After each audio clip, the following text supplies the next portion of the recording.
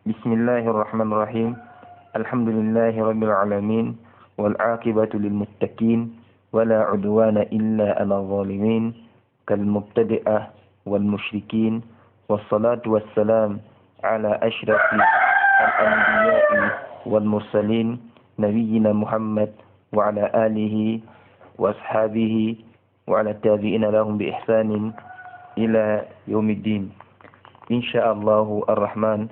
Alors que nous sommes le 14 Shawwal de l'an 1442 de l'émigration du prophète Muhammad sallallahu alayhi wa ala alihi wa sallam de sa terre natale la Mecque vers la terre de la Médine et correspondant au 26 mai 2021 dans le décompte grégorien, nous voulons Inch'Allah ar-Rahman, si le Seigneur des cieux et de la terre l'a préféré pour nous, poursuivre la lecture de notre livre Mukhtasar al-Tashil al-Aqida al-Islamiyya de l'éminent érudit Oustaz Dr Abdullah ibn Abdul Aziz al-Jibrin Rabbuna rahmatan wasi'a.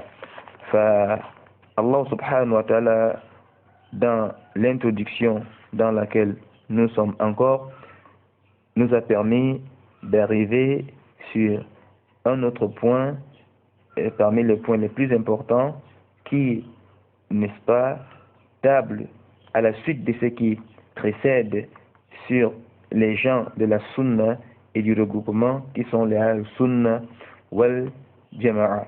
Puis nous sommes arrivés sur d'autres terminologies telles que les pieds prédécesseurs, c'est-à-dire les Salaf, et ceux qui sont venus après eux, c'est-à-dire les Khalaf. Nous voulons donc continuer, étant à la page 12, sur un autre thème qui est le grand 2, les spécificités de la croyance islamique. Khasa'is al-Aqida al-Islamiyya. Nous parlons des khasa'is, c'est-à-dire les spécificités. Une spécificité est une qualité propre à une chose donnée qui n'est pas partagée avec aucune autre. Ça, c'est un terme connu. Vous avez, n'est-ce pas, les spécificités de toutes choses. Les spécificités de la religion de l'islam, les spécificités du prophète Mohammed sallallahu alayhi wa sallam, les spécificités d'un tel indépendamment d'un tel autre, c'est-à-dire quelque chose qui distingue l'autre à autre. Et c'est ça qui permet de pouvoir se prononcer face à un jugement. C'est pourquoi les savants disent hukmu ala shay far'un an tasawwurihi.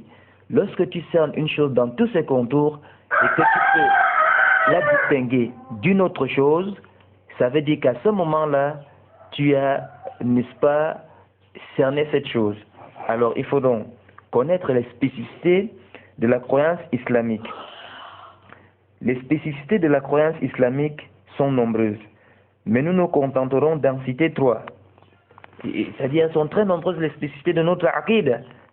Lakin, les ulama, ils s'habituent à rendre les choses modérées, modestes, pour faciliter la compréhension.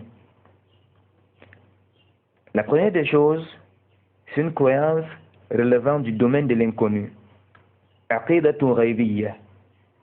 Donc, ça relève du domaine de l'invisible, de l'inconnu. L'inconnu al-ghayb désigne ce qui ne peut être perçu par aucun des 5 sens. Tu as tes 5 sens, lui, la vue, le toucher, l'odorat et le goût.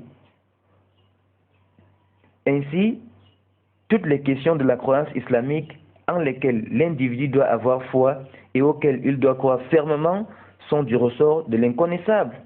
La foi en Allah, ça c'est le asl de l'invisible. Allah dit Allazina yu'minuna bil ghayb. Il croit à l'invisible. La base de l'invisible, c'est Allah Azza wa Jal. La yudrikuhu al-absar. Les regards ne peuvent pas le cerner pendant que les gens sont dans ce dunya. Abadan. Et puis vous avez la foi en les anges. Même si certains d'entre eux peuvent prendre la forme humaine sous la permission d'Allah, la fin, ça relève de l'invisible. Chacun d'entre nous a des anges qui notent ses œuvres, ses bonnes œuvres et ses mauvaises œuvres. Mais on ne les voit pas. Allah sait que nous sommes protégés par les anges. Lorsque l'un de nous récite Ayatul Kursi avant de dormir, Allah lui a assis un ange qui le protège jusqu'à l'aube, jusqu'au matin. Alors de ce point de vue, vous avez l'odorat, vous avez, n'est-ce pas, c'est-à-dire le goût et des choses pareilles, dont nous avons la foi en les livres. À part le Coran que nous avons à portée de main, personne n'a un exemplaire authentique de la Torah, ni de l'Injil, ni du Zabour. Ce qui traîne entre les mains des Yahoud et des Nasara, ce n'est pas la Torah descendue sur Moussa. Ce n'est pas l'Injil descendu sur Isa. Allah dit clairement qu'ils ont falsifié les textes. Et nous croyons, n'est-ce pas, en le jour dernier, dont la première descente est la descente dans la tombe. Personne ne sait de quoi il s'agit, sauf ce qui nous est venu de la révélation. Nous croyons en la prédestination qui est le secret d'Allah Azzawajal. Nul d'entre nous ne sait ce qui va enquérir demain. Mais lorsque quelque chose arrive à quelqu'un, il dit Qadarullah. La siamakan, c'est quelque chose qui est désagréable à son échelle. Il dit Qadarullah wa ma sha'a fa'al. Donc, de ce point de vue, en la réalité des supplices et des délices de la tombe, qu'on appelle fitnat al-qabr wa na'im al-qabr, le prophète sallallahu alayhi wa sallam dans le récit, il dit Iza jalasa ahadukum fi tashahhud al-akhir, falasta'iz billahi min arba'. Si l'un de vous s'assoit au dernier tashahhud de la prière, qu'il cherche refuge auprès d'Allah contre 4 et qu'il dise Allahumma inni a'udhu bika min azabi jahannam wa min azabi al-qabr wa min fitnati al-mahya wal-mamat wa min sharri al-fitna al-masih ad-dajjal. Donc, il cherche refuge auprès d'Allah contre le châtiment du feu de l'enfer, le châtiment de la tombe, le châtiment, c'est-à-dire les tentations de la vie et de la mort et les tentations du faux Messie. Le prophète sallallahu alayhi wa sallam clairement nous fait comprendre qu'il y a un châtiment dans la tombe. Lakin ça relève de l'ghaib, de l'invisible. Cheikh Al-Albani dans Sifatul Salah, il a mis cette dua parmi les doigts obligatoires dans la salah. Même si le jumhur des ulama ont mis ça dans les sunan.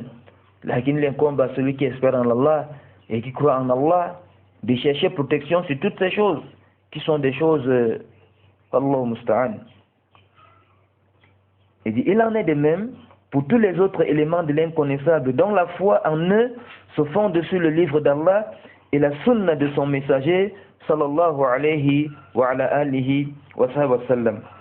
Allah Azza wa Jal a fait l'éloge de ceux qui croient à l'inconnu au début de Surat al-Baqarah en 7e. Allah dit Alif Lam Mim Zalika al-kitab la rayba fihi hudan lil muttaqin alladhina yu'minuna bil ghaibi وَيُقِيمُونَ الصَّلَاةَ وَمِمَّا رَزَقْنَاهُمْ يُنْفِقُونَ. Allah Azza wa Jalla, avant de parler des actes d'adoration pratique, dont le asl de ces actes d'adoration pratique est la salat, il commence, n'est-ce pas, par mentionner la foi en l'invisible. Alif Lam Mim, c'est le livre au sujet duquel il n'y a aucun doute, c'est un guide pour les pieux qui croient à l'invisible. Donc Allah Azza wa Jalla commence ici par donner les attributs des vrais croyants, des pieux. Parce qu'il faut se rendre compte, il faut toujours se rappeler qu'Allah Azza wa Jalla a fait la description de 3 catégories d'individus. Il a commencé par les croyants, c'est le asl, c'est le sharaf. Lorsque quelqu'un est croyant, il est pieux. Il est, n'est-ce pas, un élu d'Allah Azza wa Jalla. Il est une élite parmi toutes les créatures d'Allah Azza wa Jalla. Car après les envoyés d'Allah, les meilleurs sont les croyants. Les meilleurs de ces croyants sont ceux qui ont accompagné les envoyés d'Allah, parmi les prophètes et les messagers. Et les meilleurs de ceux-ci sont les sahabatul kiram, alayhim nallahi ridwan, les compagnons du prophète Muhammad, sallallahu alayhi wa sallam. Allah décrit dans le Coran dans 4 versets du Coran. Après décrit les mécréants, les infidèles dans 2. Inna allazina kafaru, sawun alayhim, a anzartahum am lam tunzirum la yu'minun. Maintenant Allah décrit les munafiqun dans 13 versets. Wa minan nasi man yaqulu amanna billah wa bil yawmil akhir wa ma hum bimu'minin, jusqu'à la fin de ces versets. Deuxième spécificité de la croyance islamique, c'est une croyance universelle. Aqidatu tawqifiyya, n'est-ce pas, ça dit quelque chose d'al-qawniyya. L'universalité de cette croyance s'illustre dans les 3 aspects suivants. C'est une croyance universelle. Elle apparaît dans ces 3 aspects. Premièrement, l'universalité de l'adoration. En effet, l'adoration est un nom regroupant tout ce qu'Allah aime et agrée parmi les paroles et les actes apparents et secrets. Cheikh Ibn Taymiyyah dans son livre Al-Ubudiyya, il a défini al-ibada de cette manière. Ismun jami li kulli ma yuhibbuhu Allah wa yarda min al-aqwali والأعمال الظاهرة والباطنة. Et aussi, l'adoration englobe les adorations qui se font par le cœur. Vous avez, n'est-ce pas, c'est-à-dire al-ibadat al-qalbiyya, ibadat al-qalbiyya, les adorations du cœur, tel l'amour al-mahabba, la peur al-khawf, l'espérance al-raja, la confiance al-tawakkul. Elle englobe aussi les adorations qui se font par la parole, comme l'évocation d'Allah, zikrullah, la recommandation du bien, amrul lil ma'ruf, l'interdiction du mal, nahy anil munkar, la lecture du Coran, qira'atul Coran. Ça, c'est le plus grand rappel d'Allah Azza wa Jal, la lecture du Coran. Est-ce que l'un de vous, barakallahu fikum, se souvient que lorsque tu prends une page du Coran, n'est-ce pas, dans la publication de Majma' Malik Faisal, qui, à chaque page, tu as 15 lignes, et chaque ligne a environ 30 lettres. Dès que tu prends une page du Coran, et que tu la lis en moins de 2 minutes, Allah Azza wa Jal te donne 5000 récompenses. Le Coran fait partie des actes d'adoration qui se font avec la parole. Elle englobe également les adorations qui se font par les actes, comme la prière rituelle as-salat, le jeûne, as-siyam, le pèlerinage, al-hajj. Elle comprend aussi les adorations qui se font par les biens, comme la zakat et les aumônes volontaires. Regardez, subhanallah, l'homme se rapproche d'Allah Azza wa Jal de toutes les manières. Avec son cœur, avec ses propos, avec ses actions, et maintenant entre dans ses actions sa générosité. Dans le Jami' Tirmidhi et le Musnad Ahmad bin Hanbal, parmi les récits de Qabsha al-Anmari, le prophète sallallahu alayhi wa sallam dit Ma naqasa malu abdin min sadaqa. Les biens d'un serviteur n'ont jamais diminué parce qu'il a donné une aumône. Elle englobe aussi toute la législation islamique. En effet, lorsque l'individu évite les interdits et accomplit les obligations, les choses recommandées et les choses permises, visant à travers cela la face d'Allah Azza wa Jal, il est alors en train de faire une adoration par laquelle il est récompensé. Comprenez-vous? En effet, lorsque l'individu évite les interdits et accomplit les obligations, les choses recommandées et les choses permises, visant à travers cela la face d'Allah Azza wa Jal, il est alors en train de faire une adoration pour laquelle il est récompensé la chaque. Il n'y a pas de doute. Nous reviendrons un peu plus tard en détail sur cette question lorsque nous parlerons de l'unité d'Allah dans l'adoration. Masha'Allah. Le cheikh, il nous annonce, n'est-ce pas, qu'il reviendra, car comme vous le savez, zakatul ilm al-muraja'a, c'est-à-dire pour purifier la science, il faut toujours revenir. Il faut toujours revenir. Deuxièmement, elle englobe le rapport entre l'individu et son Seigneur, le rapport de l'homme avec son prochain, et cela dans les chapitres du Tawhid, avec ses différentes subdivisions, le chapitre de l'alliance et du désaveu. Vous avez al-Wala wal-Bara, et vous avez les chapitres sur l'unicité d'Allah Azza wa Jal. Ça c'est la connexion, ça c'est la relation avec Allah Azza wa Jal. Allah dit dans le Coran, Alif Lam Ra, Kitabun uhkimat ayat, thumma fusilat min ladun hakimin khabir, alla ta'budu ila Allah. Allah fait descendre le Coran et tous les livres avant le Coran pour qu'ils soient adorés tout seuls. C'est la relation avec ton Seigneur. Maintenant vous avez l'alliance et le désaveu. Tu dois t'allier aux croyants. Tu dois t'allier aux gens de la foi. Et tu dois désavouer les mécréants et les infidèles. Tu ne peux pas t'allier, prendre pour allié celui qu'Allah n'aime pas. Tu ne peux pas prendre pour allié celui qui vit l'islam au rabais, celui qui dénie Allah et son messager, comme c'est bien connu dans les implications du tawhid. Et ça c'est un fondement très important. Même si parfois il nécessite que l'homme cerne les moyens qu'il a en jeu pour exprimer cette réalité. Car l'alliance et le désaveu n'interdit pas la bonté. L'alliance et le désaveu, enfin, désavouer un kafir et tout ça, ne signifie pas ne pas pouvoir faire du bien à un kafir. Ça c'est deux choses différentes. Là, tu ne peux pas l'aimer, tu ne peux pas le prendre pour allié. Parce qu'il est l'ennemi d'Allah. Il assigne à Allah des enfants. Il assigne à Allah du n'importe quoi. Il donne des associés à Allah. Si tu es un vrai croyant, tu vas aimer ce qu'Allah aime et tu vas détester ce qu'Allah déteste. Troisièmement, elle englobe l'état de l'individu dans cette vie présente, dans la tombe et dans la vie future. C'est vrai, Jama'a.